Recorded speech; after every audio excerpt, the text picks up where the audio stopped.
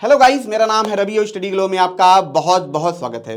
दोस्तों, आपको पता है कि जब रॉकेट का इंजन बनाया जाता है तो सबसे ज़्यादा वक्त उसी में लगता है। अगर हम कोई रॉकेट लॉन्च करते हैं, उसमें बात होती है कि इसमें 1 साल लगा है, इसमें इतना पैसा लगा है, तो सबसे सबसे ज़्यादा जो पैसा लगता है वो रॉकेट के इंजन में लगता है और उसी में सबसे सबसे ज़्यादा वो टाइम लगता है। लेकिन दोस्तों, 3D प्रिंटिंग के आने की वजह से, जब से रॉकेट इंजन 3D प्रिंटर से बनने लगे हैं, तब से ये टाइम पैसा दोनों कम हो गया है। और दोस्तों, इसी को देखते हुए इसरो ने भी 3D प्रिंटिंग की दुनिया में कदम रखा है और इसरो ने PSLV 4 लिक्विड इंजन को दोस्तों यहाँ पे अगर आप देखेंगे, ठीक है, तो 3D प्रिंटिंग से यहाँ से बनाया है। अगर आप दोस्तों ये इमेज अगर आप देखेंगे जो इसरो ने ट्वीट किया है, तो ये जो इमेज है, ये जो इंजन है, ये 3D प्रिंटर से ये बना हुआ है, लेज़र टेक्निक से ये बना हुआ है। और अगर आप यहाँ पे देखेंगे तो ये यहाँ पे इसकी थ्रस्टिंग का टेस्ट भी किया जा रहा है और ये जो टेस्ट था दोस्तों, ये सक्सेसफुल था। इसीलिए दोस्तों, अगर आप देखेंगे तो आने वाले वक्त में, ठीक है, जो PS4 liquid 3D printed engine है, ये यूज होगा इनके मिशन में। ठीक है दोस्तों, PS4 का मतलब होता है ठीक है, पोलर सैटेलाइट लॉन्च व्हीकल। ठीक है, अब 4 का मतलब होता है स्टेज 4, यानी कि आपने सुना होगा जब रॉकेट लॉन्च होता है उसके 3 स्टेज होते हैं। ठीक है, तो वैसे 4 स्टेज होता है। तो जो चौथा स्टेज होगा दोस्तों, वहाँ पे जो इंजन यूज होगा वो क्या होगा, यही इंजन होगा जो 3D प्रिंट से बनाया गया है। तो दोस्तों, इसकी महानता क्या है, क्यों ये इतना सफल माना जा रहा है? दोस्तों, आपने देखा होगा कि जब हम रॉकेट इंजन बनाते हैं उसमें बहुत खर्चा आता है, पहला। दूसरा, उसमें बहुत टाइम लगता है। और तीसरा दोस्तों, अगर आप देखेंगे कि जो देश हैं आज के वक्त में लगातार प्राइवेट जो कंपनियां हैं वो लगातार अपना सैटेलाइट लॉन्च करना चाहती हैं, ठीक है, ताकि वो इंटरनेट दे सकें, बहुत सारे वो काम कर सकें, और देश भी लॉन्च करना चाहते हैं। ठीक है, और इस वजह से ये मार्केट बहुत तेज़ी से बढ़ने वाला है।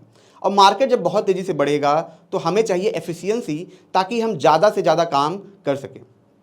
इसीलिए दोस्तों, आप देखेंगे कि जो पूरे प्राइवेट एजेंसियां जो हैं ये लगातार इस पर फोकस कर रही हैं।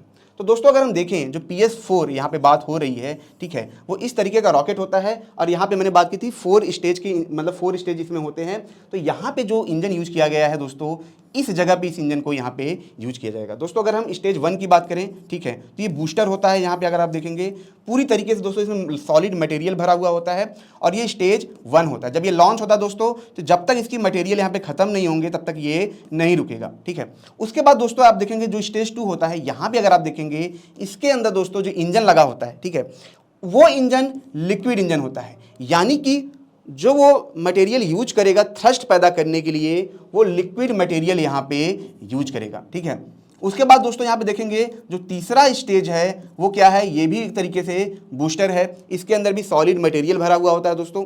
और उसके बाद दोस्तों जब ये खत्म हो जाता है तो आता है चौथा स्टेज। ठीक है, इसीलिए दोस्तों इसे PS4 बोला जाता है, यानी कि 4th स्टेज जो होता है यहाँ पे अगर आप देखेंगे, ठीक है, ये लास्ट स्टेज होता है और ये लिक्विड इंजन से बना हुआ होता है और ये थ्रस्ट पैदा करता है। ठीक है, अब जो इंजन बनाया गया है, ठीक है, 3D प्रिंट से, वो यहीं पे लगाया जाएगा। ठीक है, इसीलिए दोस्तों अगर आप देखेंगे इसे PS4 3D प्रिंटेड इंजन इसको कहा जा रहा है। अब दोस्तों, जैसा कि मैंने बताया था, जब भी कोई इंजन बनता है तो उसमें मैन पावर बहुत ज़्यादा लगती है, टाइम बहुत ज़्यादा लगता है। ठीक है, जो उसमें ख़राब मटेरियल निकलते हैं वो बहुत ज़्यादा निकलते हैं, और इसी को देखते हुए जो पूरी दुनिया है इस तरफ रुख कर रही है। अगर हम दोस्तों देखें तो इसरो से पहले नासा, चाइना भी इसके ऊपर काम कर चुके हैं, टेस्ट कर चुके हैं। लेकिन दोस्तों ये ऐसा नहीं है कि उन्होंने 2 साल पहले टेस्ट किया था और हम अब जाके टेस्ट कर रहे हैं। उन्होंने कुछ मंथ पहले ही टेस्टिंग की थी और इसरो ने भी कुछ मंथ के बाद ही टेस्टिंग की है। तो अगर हम देखें जो वर्ल्ड एज है, यानी कि जहाँ पे दुनिया टेक्नोलॉजी को लेकर खड़ी है, इसरो वहाँ उनके पास खड़ा है। यानी कि हम भी दुनिया के साथ मिल के लगातार टेक्नोलॉजी पे काम करें, उनसे बहुत ज़्यादा पीछे नहीं है। अब दोस्तों यहाँ पे अगर हम बात करें, जो प्राइवेट एजेंसी हैं वो आप देखेंगे वो लगातार, वो पहले से ही 3D प्रिंट पे वो काम कर रही हैं। वो फंडिंग उठाती हैं, छोटी हैं, लेकिन इसके बावजूद भी उनको पता है कि भैया भविष्य जो है 3D प्रिंटिंग का है, इतना पैसा हम अफोर्ड नहीं कर सकते हैं। और आने वाले वक्त में अगर आप देखेंगे जो स्पेस टूरिज्म का मार्केट है वो बहुत तेज़ी से बढ़ने वाला है। तो यहाँ पे अगर हम देखें, अगर हम जो गवर्नमेंट एजेंसी उनको छोड़ दें तो प्राइवेट एजेंसी की अगर बात करें, जो उन्होंने 3D प्रिंटिंग से रॉकेट बनाए थे, तो यहाँ पे जो पहला नाम है दोस्तों वो रिलेटिविटी का नाम है, जो ट्रेन कंपनी है उसी की ये रॉकेट है जो इन्होंने बनाया था। अब दोस्तों यहाँ पे 2 चीज़ें होती हैं, सिंगल पीस 3D इंजन की बात होती है और 3D इंजन में डिफरेंट है, मतलब काफ़ी ज़्यादा डिफरेंस है यहाँ पे। सिंगल पीस में क्या होता है कि यानी कि आपने इंजन बनाया, एक बार में आपने बनाया, उसमें कोई वेल्डिंग नहीं है, उसको जोड़ा नहीं गया है। ठीक है, वो सिंगल पीस होता है, जो कि इसरो ने बनाया है और अग्निकुल कॉस्मोस ने भी इसको बनाया है। और यहाँ पे दोस्तों अगर आप देखेंगे, ठीक है, जो टेरेन कंपनी ने बनाया है ये सिंगल पीस नहीं था, ठीक है, ये वर्ल्ड का पहला 3D रॉकेट इंजन था, लेकिन ये सिंगल पीस नहीं था, इसमें कई सारे पार्ट्स को तोड़ तोड़ के बनाया गया था, फिर साथ में मिला के इस पर काम किया गया है, ठीक है। तो अगर आप यहाँ पे देखेंगे जो वर्ल्ड का रिकॉर्ड है, अगर आप देखेंगे, ठीक है, world first 3D printed single piece engine की अगर बात हो तो ये इंडिया के पास है, और वो कंपनी कौन सी है, अग्निकुल कॉस्मोस, ठीक है। ये क्या करते हैं दोस्तों, छोटा रॉकेट बनाते हैं और छोटे पेलोड के ये लॉन्च करेंगे फ्यूचर में, ठीक है। तो इनका जो सिस्टम होता है काफ़ी ज़्यादा अच्छा है, क्योंकि ये रॉकेट छोटा बनाएंगे, इंजन छोटा होगा, तो एक दिन के अंदर ये एक मतलब इंजन यहाँ पे बना सकते हैं, इनके पास ये कैपेसिटी है। लेकिन दोस्तों हम बात करेंगे जो इसरो ने बनाया है उसकी खासियत क्या है, उसमें कितने पैसे बचेंगे, कितना टाइम उसमें बचेगा, दोस्तों हम इसको समझेंगे। और दोस्तों हम ये भी जानेंगे कि आखिर कौन कौन से देश हैं जो ऐसे इंजन बनाते हैं और उसमें कितना खर्चा आता है, उसको भी हम यहाँ पे समझेंगे। लेकिन दोस्तों उससे पहले मैं आपको ये बता दूं कि हमारा फ्लो का कोर्स है, इसे आप जरूर अवेल करें। दोस्तों आप 2-3 साल से तैयारी करते हैं, उसके बावजूद भी आप एग्जाम क्रैक नहीं कर पाते हैं, जबकि वहीं पे कुछ स्टूडेंट ऐसे होते हैं वो फर्स्ट अटेम्प्ट में ही एग्जाम क्रैक कर लेते हैं। जब साइकोलॉजिस्ट ने इस पे रिसर्च करना शुरू किया, तब जाके उन्होंने देखा जो फर्स्ट अटेम्प्ट में एग्जाम क्रैक करते हैं वो फ्लो की स्टेट में जाके पढ़ाई करते हैं। और दोस्तों उन्होंने ये भी देखा कि अगर हम कुछ टेक्निक अपनाएं, कुछ थेरेपी यहाँ पे कराएं, तो वो बच्चे भी फ्लो की स्टेट में जा सकते हैं। और दोस्तों इसीलिए इंडिया में ये जो थेरेपी है हम लाए हैं महज 299 में हिंदी भाषा में, जब आप फ्लो 25 कोड आप यहाँ पे यूज करेंगे।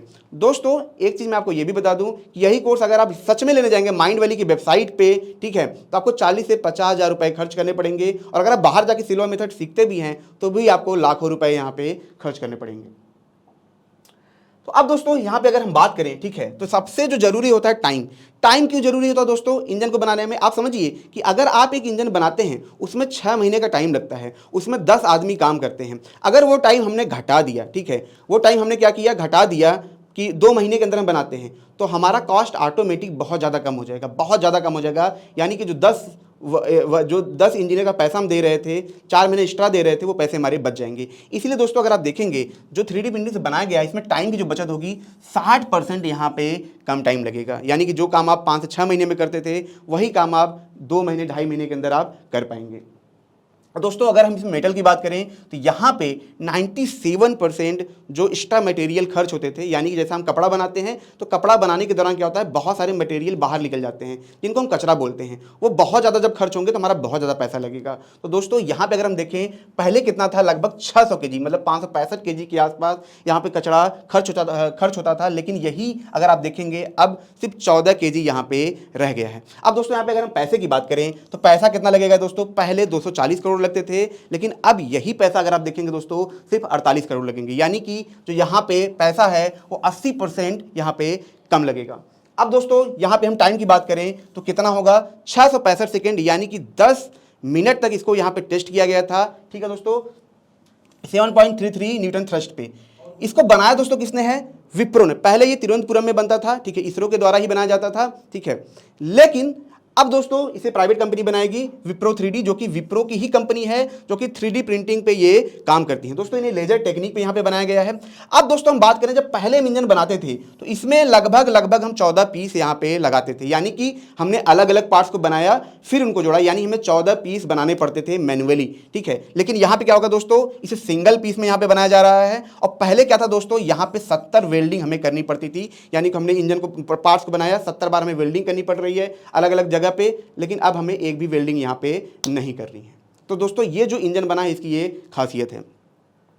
अब दोस्तों जो फॉरेन की कंपनियां हैं, ठीक है, जो फॉरेन की इंजन यहाँ पे लगते हैं उसको भी समझ लेते हैं कि उसमें कितना पैसा लगता है और उनके कंपेयर में अब भारत का कितना पैसा लगेगा इसको भी समझ लेते हैं। तो दोस्तों सबसे पहले बात आती है यहाँ पे फाल्कन 9 की, ठीक है दोस्तों। नासा के जितने भी पेलोड होते हैं इंटरनेशनल स्पेस स्टेशन में, जितने भी पेलोड हम लॉन्च करते हैं वो सबसे ज़्यादा यूज करते हैं फाल्कन 9 का, क्योंकि वो सस्ता होता है। और सस्ता इसलिए होता है क्योंकि वो रीयूजेबल है, यानी कि उसको हम बार बार यूज कर सकते हैं। लेकिन दोस्तों उसका भी जो खर्चा यहाँ पे आता है वो 550 करोड़ के आसपास यहाँ पे आता है। अब उसके कंपेयर में दोस्तों अगर आप तुलना करेंगे यहाँ पे PS4 की हम बात करें, ठीक है, तो ये कितना है 48 करोड़, यानी कि 10 से 12 गुना सस्ता। कितना, 10 से 12 गुना सस्ता।